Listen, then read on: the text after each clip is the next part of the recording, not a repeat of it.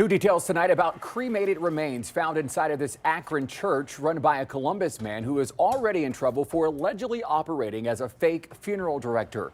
Tonight, Shawnte Hardin's attorney telling 10 TV no crime was committed by his client, claiming the remains discovered earlier this week were from a former funeral director who has since died. Good to see you this evening. I'm Andrew Kinsey. And I'm Yolanda Harris. Now, the remains of 89 people were discovered after the state filed a search warrant on the property. 10 TV's Kevin Landers is following the Shawnte Hardin case and explains what new charges Hardin will face. Kevin? These photos are from inside the Greater Faith Missionary Baptist Church in Akron, where Shawnte Hardin was once pastor.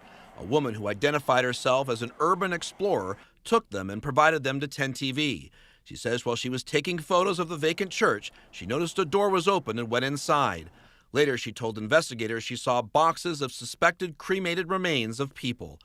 Based on what she told investigators, a search warrant was filed and executed on Tuesday. Investigators discovered the cremains of 89 people. The state believes Hardin committed the crime of abuse of corpse. I spoke with Hardin's attorney about the cremains. He said they came from a prior funeral director who has since died, and Hardin knew the cremains were inside when he took over the church. I think it would be different if he discovered them. When they're given to him, I don't think he probably has a chain of title to them, but he was holding them for acquaintance and didn't think too much about that. And I'm sure he didn't think they were going to be there 6 years later. Under Ohio law, there is no requirement for a funeral director to notify anyone about the unclaimed remains. There are no rules in Ohio that state where cremains can be stored. Funeral directors are not required to tell the state if they have cremains, according to the state's executive director of the Board of Embalmers and Funeral Directors. Generally speaking, I'd assume that there's going to be nobody showing up, and it probably is time to put them in the ground. Investigators found the boxes of cremains placed in white cardboard boxes and plastic bags, and some of the boxes reflected dates back to 2010. The name Tri-County Cremation Service was on the boxes.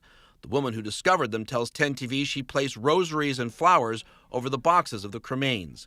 41-year-old Shawnte Hardin of Columbus already faces 44 criminal charges out of Lucas County for operating an illegal funeral home, abuse of a corpse, and representing himself as a funeral director, among other charges. His attorney called the case against his client malicious prosecution.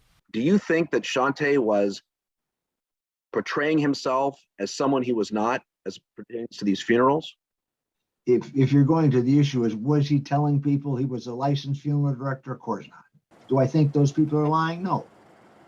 They come to Shawnte at a terribly emotional time in their life. Their loved one has just died, and they, like most of us, don't know anything about the funeral business. And they assumed and expected to hear that he was a funeral director, and whatever he said, that's the way they interpret it. They're not lying.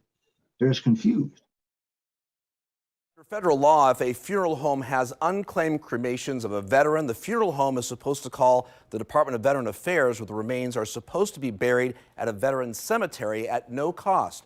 We know of at least one of the remains found at the church was a member of the U.S. Air Force who died in 2020. Kevin Landers, 10 TV News.